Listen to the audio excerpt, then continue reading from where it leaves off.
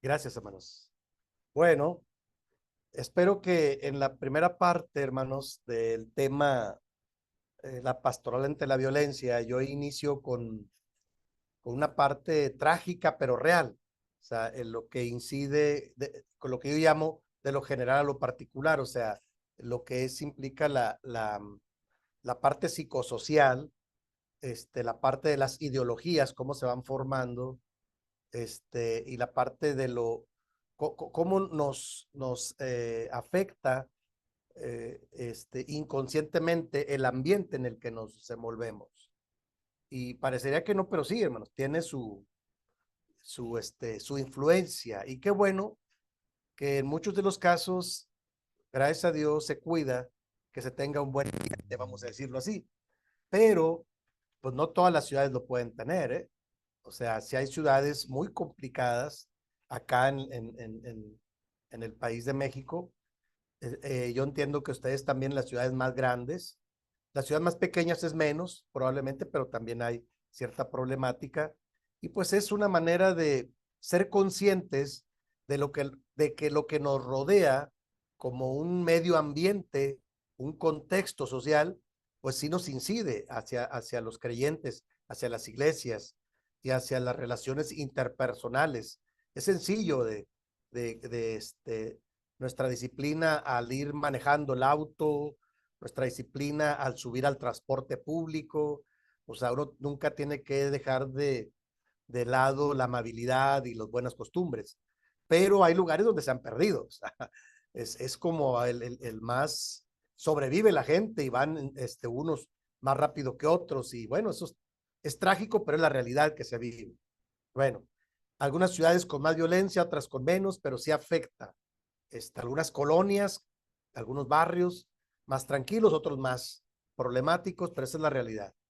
Ahora, todo esto, ¿cómo incide al segundo subtema que tiene que ver con la violencia intrafamiliar? O sea, hacia adentro de las familias. Y dice ahí que la violencia en la familia no es igual a la que se presenta en la calle, ni en las personas desconocidas.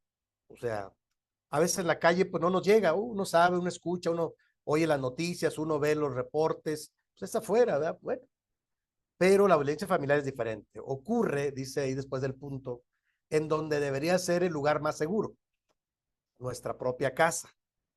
Esta violencia se ha convertido en un problema social en crecimiento y se manifiesta en diferentes sectores o formas, ¿de acuerdo? O sea, la pregunta es, ¿existe la violencia intrafamiliar dentro de las familias? Sí, sí existe.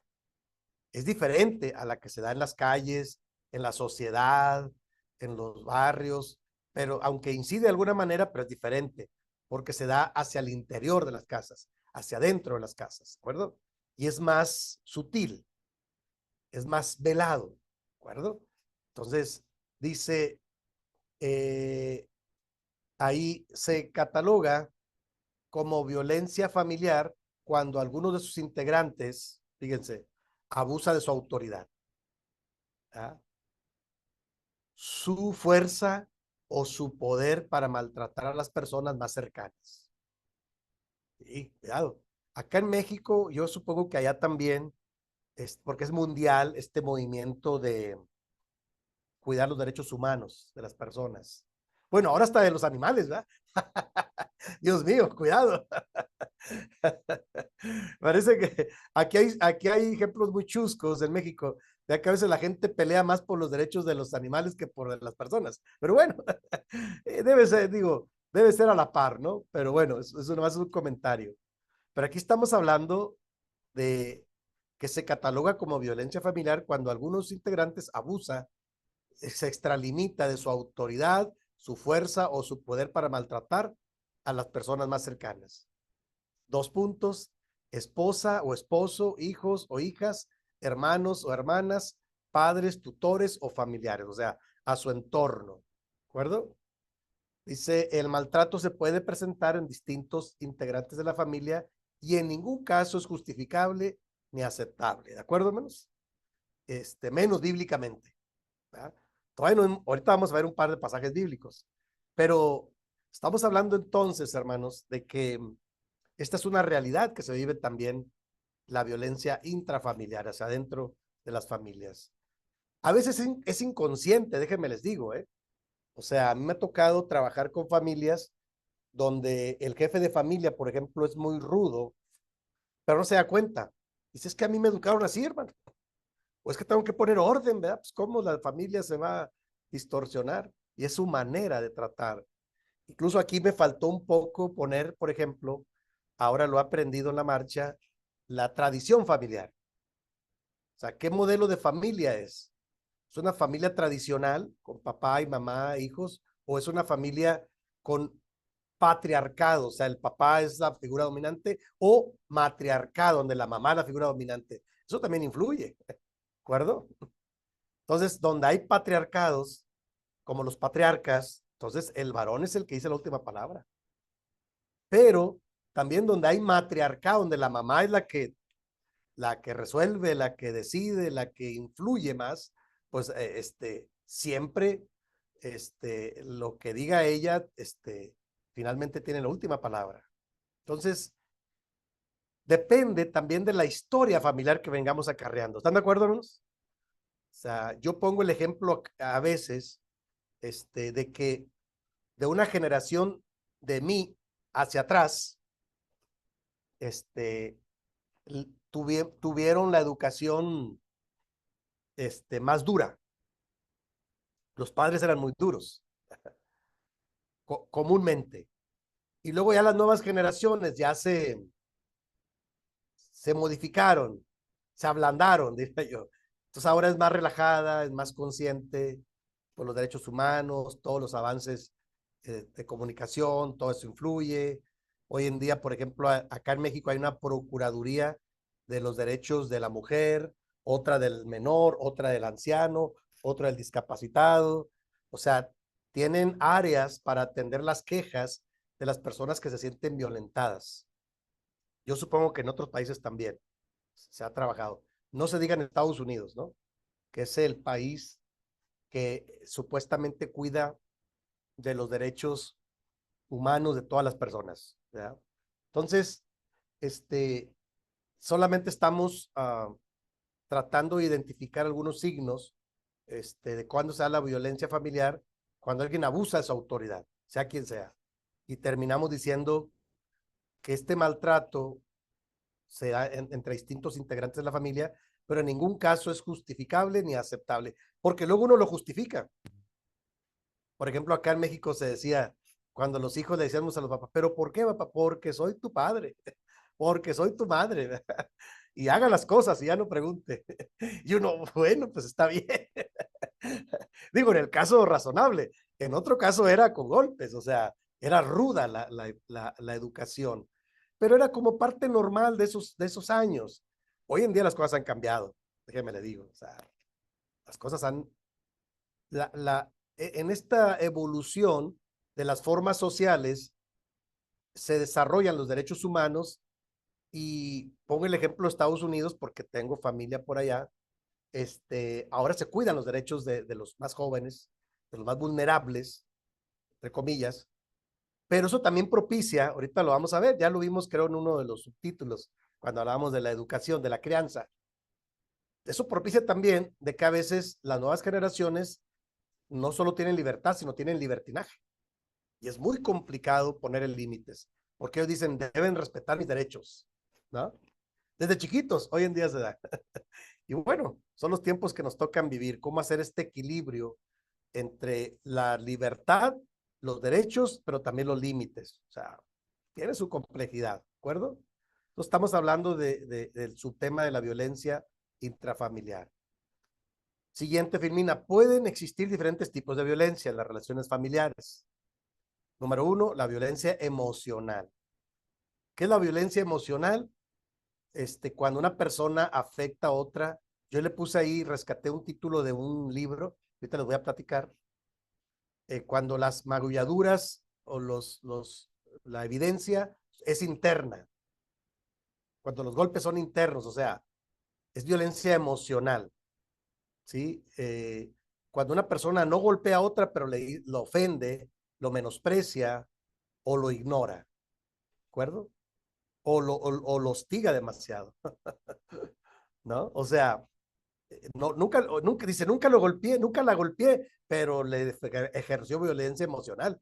O sea, la dejó a la persona, muy dañada por esta exageración de estar eh, controlándole y, ordenándole cosas que a veces la otra persona no quiere o no está dispuesta a hacer. O sea, la violencia emocional es cuando las magulladuras son internas, no se ven, pero están en su mente y en su corazón. Violencia emocional. Número dos, la violencia física. Ahí sí, cuando las magulladuras también están por fuera. O sea, es cuando las personas muestran, mira mi moretón, mira mi golpe acá, mira mi golpe allá. O sea, tienen evidencia de que son maltratados, ¿sí? O sea, la violencia física pues es muy evidente, casi siempre deja un rasgo, ¿no? Un rasgo. Y bueno, y el tercer lugar es la violencia sexual, ¿no? Cuando una persona obliga a otra a hacer lo que no quiere. Comúnmente, aunque pareciera ser que es entre el esposo y la esposa, pero no siempre, a veces tiene que ver con el abuso de un adulto hacia un más pequeño, ¿de acuerdo? Y sí llega a pasar. No se imaginan cuántos casos se llegan a conocer de estos. ¿De acuerdo, hermanos? A grandes rasgos, hermanos, podemos diferenciar en cuando menos estos tres tipos de violencia. Puede haber más, ¿sí? Hay unos más especializados, pero en general yo lo distingo de estos tres aspectos. O es violencia emocional, o violencia física, o violencia sexual, a grandes rasgos. Ahorita vamos a ver uno por uno, ¿de acuerdo? ¿Vamos bien, hermanos? O sea, aquí estamos hablando del, ya lo dijimos anteriormente, cuando una persona, pusimos aquí, abusa de su autoridad, su fuerza o su poder para maltratar o dañar a otra persona. Acuérdense que eso es la,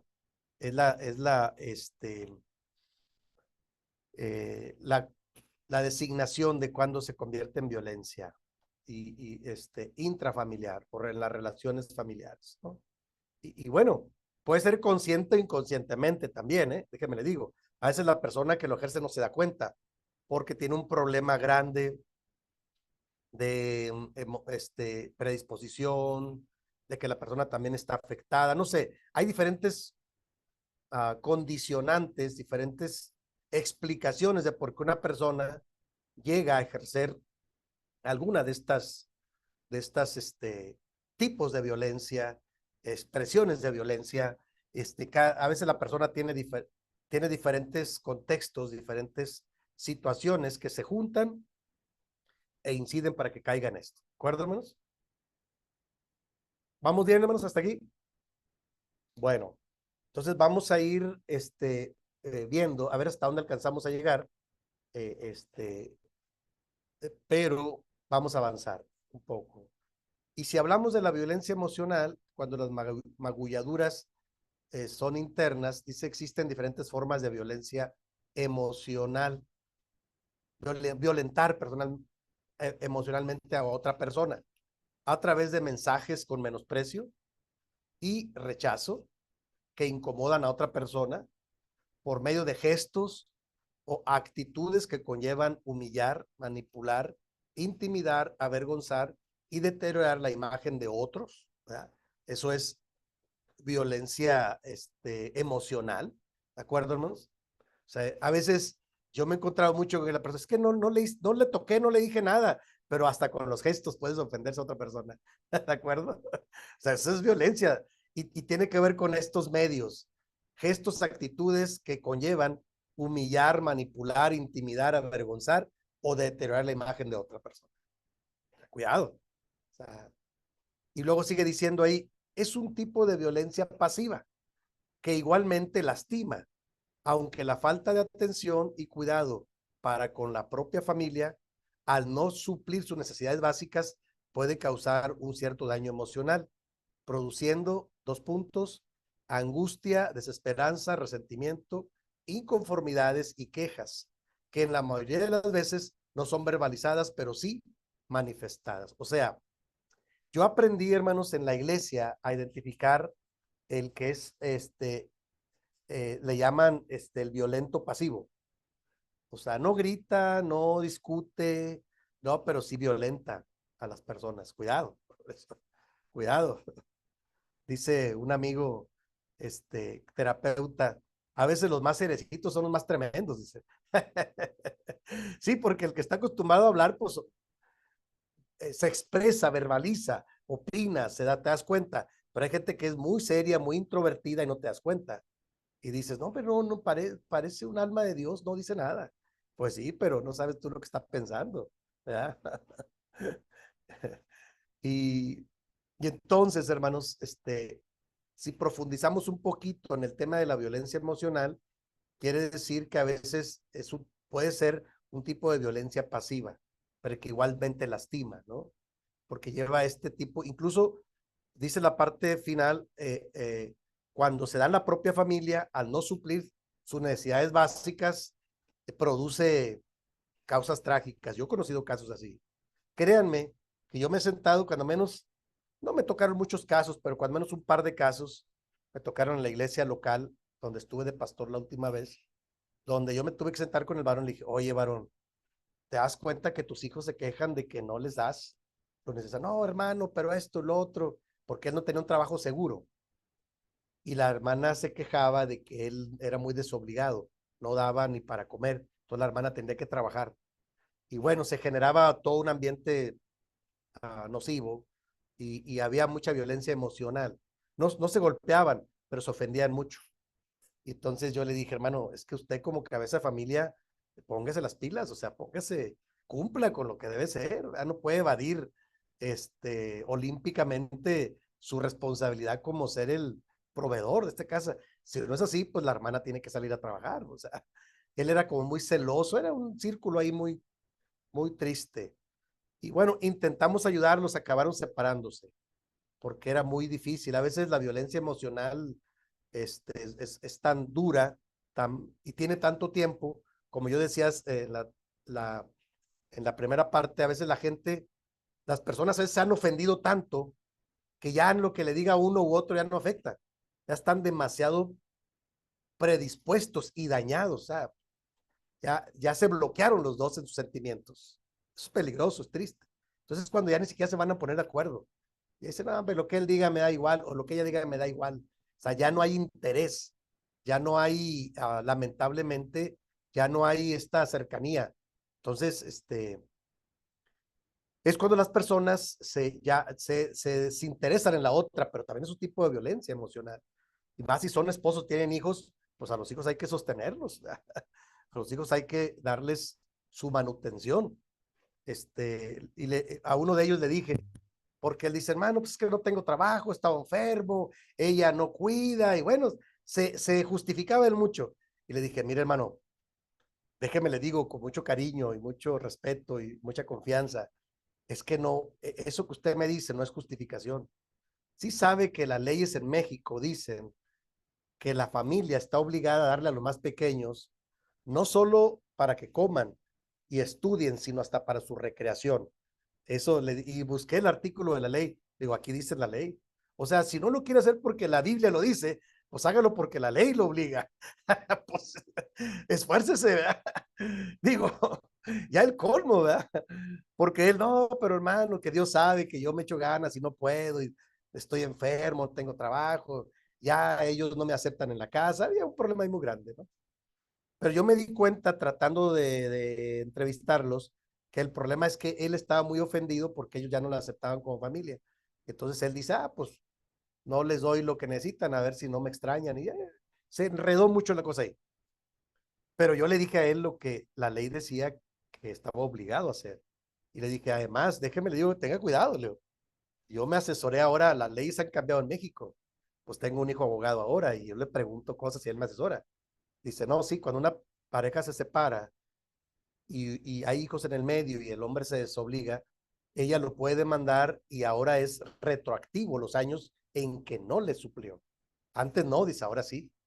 Y dice, si la mujer demanda al hombre porque no fue un buen proveedor y pasaron los años y él dice, no, pues ya pasaron los años, le puede demandar en retroactivo, o sea, hacia atrás los años y bueno, y yo digo, pues qué necesidad, Dios mío, si se pueden poner de acuerdo, pero a veces ya hay mucha violencia.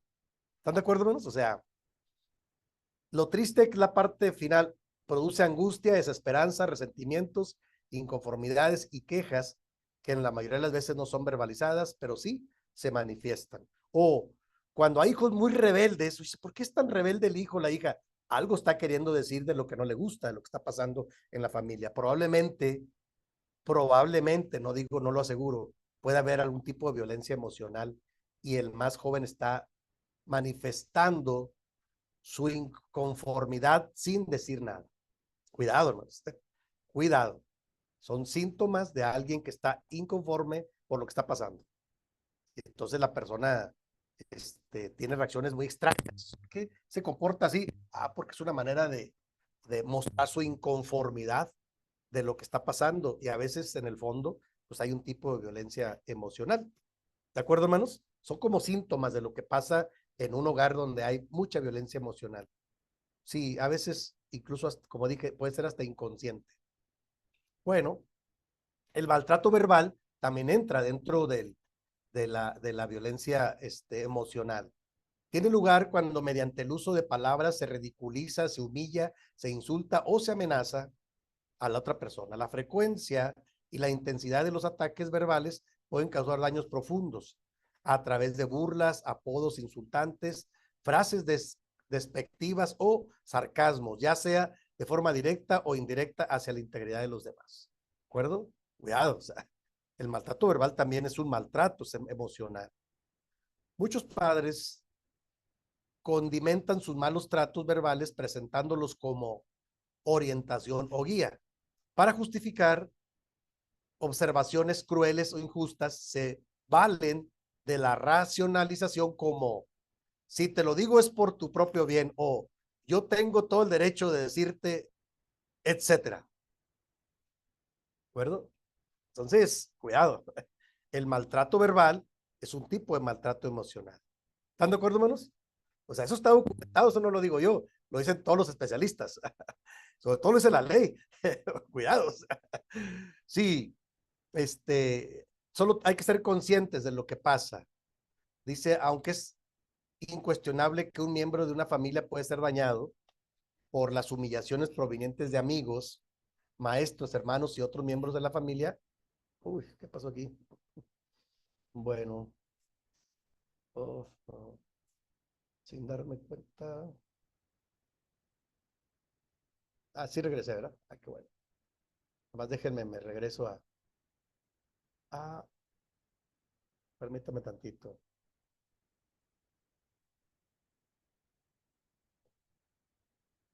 Bueno,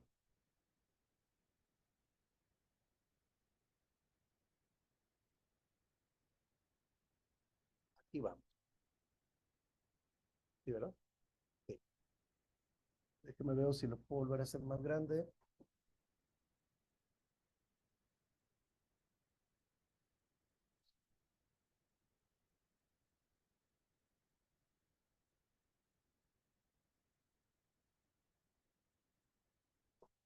Gracias.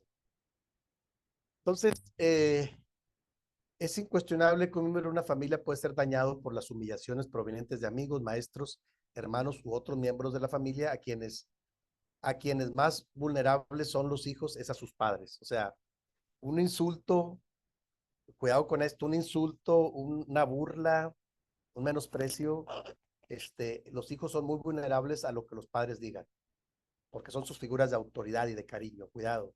A veces los padres sin querer o descuidadamente o hay un desahogo, un desquite y las palabras hirientes son muy profundas en los hijos. Yo he tenido casos donde se les quedan por años, ¿eh? A veces hasta los padres ya murieron. Y es que mi papá me decía, así, tranquilo, hermano, ya pasó. No, pero, o sea, ¿hasta dónde puede dañarse una persona? Decimos, no solo en su autoestima, sino en su formación. Dice esta parte final ahí. Es por esto que la violencia verbal muchas veces deja cicatrices tan profundas que tardan más tiempo en sanar que los mismos golpes. Fíjese lo que dice ahí. esta frase yo la rescaté, al final viene una bibliografía, no se preocupen. Yo rescaté los libros todos que consulté cuando hice esta ponencia y esto lo dice una terapeuta llamada Susan Forward. Susan Forward es una terapeuta americana. Son libros que yo tengo, he consultado, he leído y el título del libro es Padres que odian. Y habla ella mucho del trabajo terapéutico que ella hace en Estados Unidos. Dice que ella lo documenta, y tiene muchos ejemplos y muchas recomendaciones ahí. Yo en la bibliografía al final de esta presentación, probablemente no terminemos hoy, pero mañana terminamos, porque es un poco largo. Al final vamos a la parte pastoral, la parte bíblica. Yo ahorita voy de lo general a lo particular, pero el libro es muy bueno. Yo lo tengo en físico. Creo que también lo tengo en electrónico. Por ahí se los voy a compartir también. Este, eh, Ella habla de esto, o sea, esta parte final. Es muy real, hermanos.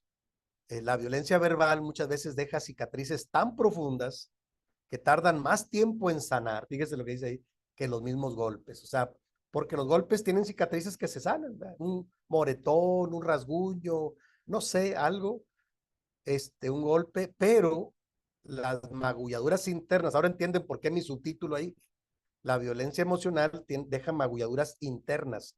Ahora, tengo un dato más que acabo de investigar. ¿Han escuchado estas historias en Estados Unidos y ahora también en México se están dando esas cosas? En los niños que llegan a las escuelas y llevan un arma y matan a mucha gente ahí, y se hace todo un escándalo. Es muy recurrente en Estados Unidos porque se mezclan las ideologías radicales de las que yo hablé, el racismo, el maltrato emocional. O sea, todo este conjunto, hermanos, detona algunas veces en un niño, un adolescente, un joven que ya no aguanta tanto porque se sintió tan ofendido, tan dañado, que para desquitarse agarra un arma, llega a un lugar y, como decimos en México, no busca quién se la hizo, sino quién se la pague.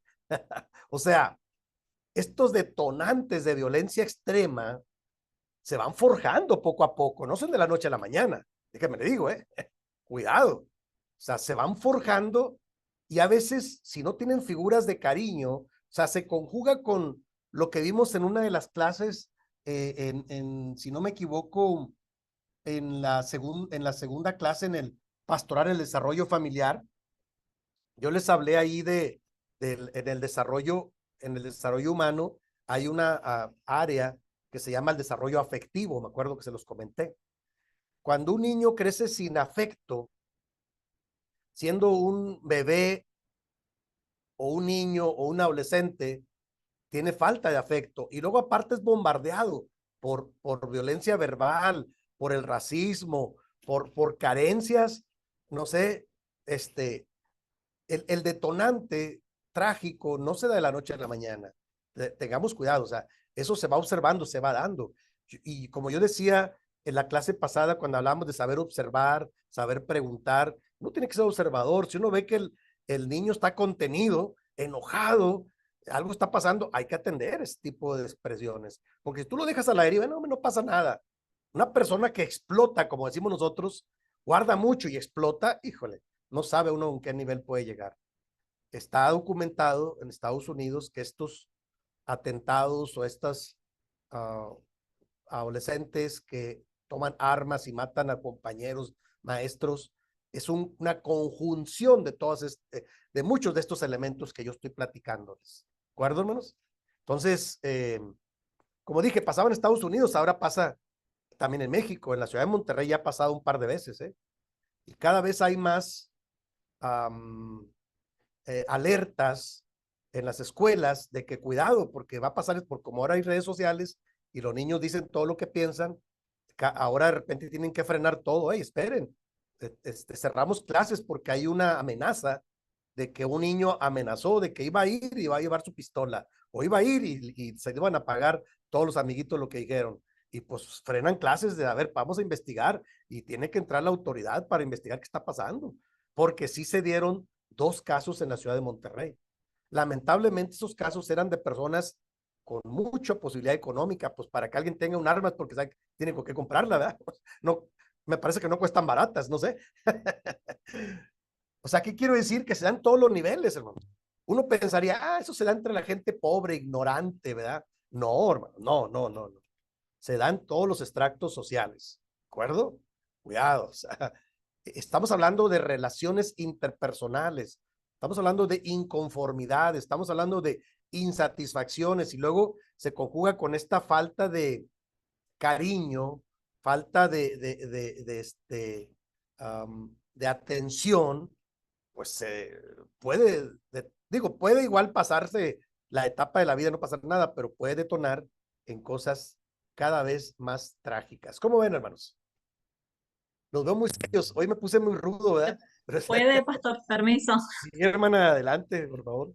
No, hablando de tema de la violencia verbal, eh, hablaba la otra vez con una persona y me decía que suele sufrir ese tipo de violencia, ¿no es cierto? Y cuando le dice que que le habla mal, que le grita, que le habla fuerte, digamos, fuerte en otro sentido, en otro nivel, eh, que la persona no se da cuenta, que no, como que no.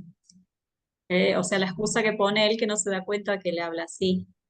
Pero yo pienso que, o sea, hasta cierto punto, porque si vos te diste cuenta que tu pareja se puso mal en ese momento que surgió eso, quizás no te diste cuenta cuando dijiste, pero pues te das cuenta, ¿no? Hablaba con esa persona y ella muchas veces decía, prefiero que me pegue y no que me hable la manera que me habla, porque la manera que habla es en la casa, es en la calle, es frente a los amigos, de a veces burlarse o, viste, esa autoridad que como se cree. Y, pero al final hablando con ella me decía, pero él es buenito conmigo. O sea, él me trata bien, por ahí de vez en cuando pasa eso. Y se va sumando y llega un momento, como usted decía, y se explota y muchas veces explota mal, ¿no? Y surge, y después llegan problemas más serios, porque llegamos a cierta etapa de la vida, ¿no es cierto? Que ya no hay tanta paciencia, como que ya hay distintas cosas. Entonces yo digo, ahí va mucho también de la persona que cuando tiene que es violenta verbalmente, también es manipuladora, ¿no? Porque se da cuenta que dañó a la persona, pero lo manipula y que no, está todo bien, un regalito, un viajecito, una cosa y está todo bien. Y yo veía eso y era triste, o sea, terminaron separándose, hay unos vecinos nuestros, pero, o sea, no era de hoy que ella venía, pero ella misma decía, pero él es bueno conmigo. O sea, como no asumía el rol que ella estaba sufriendo una violencia verbal y triste. O sea, era lo que quería compartir. Hermana, muchas gracias. Qué bueno que comparte. A mí me interesa mucho de que yo rescato esto de las cosas reales, ¿no? Sí, a veces los pastores somos un poco exagerados, ¿verdad? Pero no siempre. O sea, yo soy muy cuidadoso de cuando veo algo, me gusta atenderlo. Y la experiencia del trabajo pastoral nos dice que vemos cosas como esto que dice la hermana. Ahora, la hermana pone un ejemplo, y qué bueno, de un vecino, o sea, alguien conocido ahí. Aquí lo más trágico es que puede pasar dentro de la iglesia, como el ejemplo que les puse, ¿no? Cuando inicié, ¿se acuerdan? Esta pareja de jóvenes, de hermanos jóvenes, ya con dos hijos adolescentes, y él en sus celos, enfermizos, creo yo, en ese momento, ella entra al baño y él afuera se pone así como guarura a esperarla así parado. Extraño, observé yo. Y ya cuando le empecé a hacer algunas preguntas, pues se tenían graves problemas como de seguridad, de comunicación, de confianza. Y ya en la plática, me preguntó él un día, porque mi esposa y yo somos muy abiertos. O sea, ella me tiene toda la confianza del mundo, pues yo vivo en diferentes ciudades ahorita, viajo por muchos lados. Y le pregunta a él, el hermano que le dijo a ella, oiga hermana, y nunca ha dudado del hermano. Le dijo, y yo, ¿qué pasó, hermano? ¿Así nos llevamos o qué? Y luego le digo yo a él, respóndele, hija, respóndele de lo que tú piensas. Y a ella le dijo, no, hermano, no, nosotros, aparte que tenemos una excelente relación matrimonial, gracias a Dios, tenemos un pacto con Dios y nos mantenemos en Cristo, o sea, no, créame que no. Dice, y así a Ismael es una persona que se le acercan muchos hermanos y hermanas, es una persona ahí muy carismática y todo el mundo lo quiere y lo apapacha y todo eso, pero yo, créame, es que nunca hemos tenido, vamos a cumplir 30 años este año. Ya le dije que le voy a hacer un monumento. No es cierto. Cuando me, cuando me lo voy a dar de vacaciones, por toda su confianza. Y le digo, no tenemos ningún, gracias a Dios no hemos tenido problemas porque confiamos mutuamente.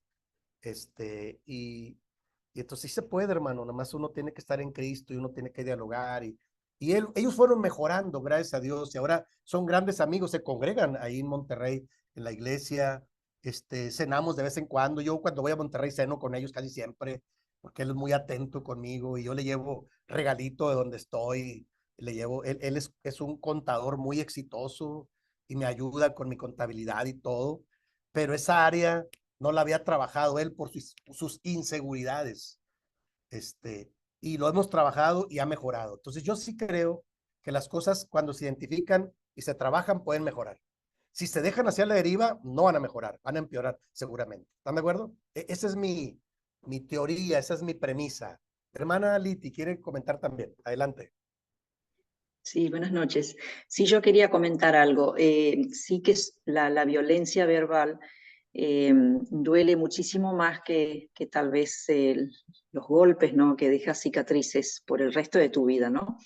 Y eso muchas veces pasa dentro de, no solamente dentro de una familia, sino que dentro de una misma congregación, de una misma iglesia pueden pasar esas cosas, ¿no? Cuando un consagrado es ignorado, cuando no lo toman en cuenta, lo matan con la indiferencia, como que está ahí, y bueno, no lo llaman para ciertas cosas, y bueno, lo ignoran, no lo ven como una autoridad, como un consagrado. Yo lo he vivido muy cerca esto y sé que eso duele muchísimo y desanima mucho también, ¿no? Y eso pasa dentro de las iglesias. Entonces quería comentarlo de que, bueno, de que sí es verdad y que no solamente en la familia, sino dentro de la comunidad, dentro de una iglesia también hay violencia verbal a las personas con autoridad. Muchas gracias, hermana. Muchas gracias. Claro que sí. No lo quería decir yo porque no me quería victimizar, pero usted lo dijo. Y yo lo agarro a broma, ¿no? De veras. Y sí hay gente muy ofensiva. Y yo soy de los que hago como que no entendí, ok, y evado. Pero cuando confronto a la persona, a veces no me aguanta. Sí, yo disimulo algo que no entendí, pero cuando hay que platicar, hay que platicar. Entonces, difícilmente la persona, ay, hermano, no, hermano, vamos poniendo las cosas en orden. Sí se llegará a las iglesias, lamentablemente. Y no tenemos que permitir que llegue allá. O sea, yo digo que hay que platicar, hermanos, no lleguemos allá, seamos cuidadosos, seamos cariñosos. Si nos damos, porque sí puede ser inconsciente, ¿no? A veces la gente reacciona como, pues está acostumbrada ahora, ¿no? No sé, o a veces malos entendidos incluso, pero hay que trabajarlo. Yo tengo la teoría que estas cosas se trabajan. Por eso yo en mi familia, yo lo trabajo con mi familia, o sea, yo le he dicho a mi esposa, cuando tú veas que algo no está bien, tú dime las cosas, yo aguanto, porque yo no me doy cuenta, yo ando así a 100 por hora, organizando y resolviendo y todo eso. Y sí me dice, entonces yo le doy toda la confianza para que me diga, ¿sabes qué? No me gusta esto, ay, caray, cuidado, está bien. Pero eso nos ayuda a tener una buena relación y le digo, yo aguanto porque pues si aguanto lo que me dicen los hermanos, que no aguante lo que me dice mi mujer. Claro que sí. Digo, entonces yo le doy toda la confianza, hija, usted dígame, porque a veces yo no me doy cuenta, los hombres somos un poco despistados en eso, a veces no sentimos igual, ¿no? La verdad, y yo le digo, tú dime, y algo necesitas, y yo no me doy cuenta, tú dime, ¿sabes qué? Necesito esto. Ok, está bien. Y yo reacciono, o necesito esto otro, no me gustó esto, aquello. Digo, con confianza, y eso nos ha ayudado mucho.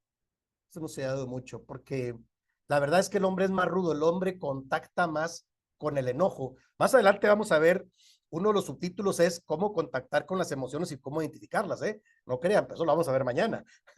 O sea, cuidado, a veces, aunque no nos demos cuenta, tenemos que ser más conscientes cada vez de cómo, cuando sientes algo, qué es lo que realmente necesitas, cómo contactar con la emoción correcta. Mañana lo vamos a ver, no crean que no, también lo agregué aquí, es parte de la capacitación que yo he tenido. A mí me ha servido mucho llamarle por su nombre a las cosas. Y yo a veces le digo a mi familia, estoy cansado, estoy muy agotado. Ok, mi esposa, dicen, dejen a su papá descansar. No estoy enojado, estoy agotado, tuve un día muy difícil. Bueno, descansa hoy o más tarde, ya me entienden, pero antes, hermanos, cuando yo no trabajaba esto, yo llegaba enojado a la casa, con mi cara así de, no me digan nada, no me molesten. Pues no es que esté enojado, estoy agotado, estoy frustrado, no sé, algo. Entonces uno tiene que aprender a hacer contacto con la emoción adecuada, pero eso lo vamos a ver más adelante, ¿ya? El día de mañana. Estamos ahora cerrando esta primera parte porque estamos hablando de diferentes manifestaciones y tipos de violencia, ¿no? Hermana Bere, ¿quiere comentar?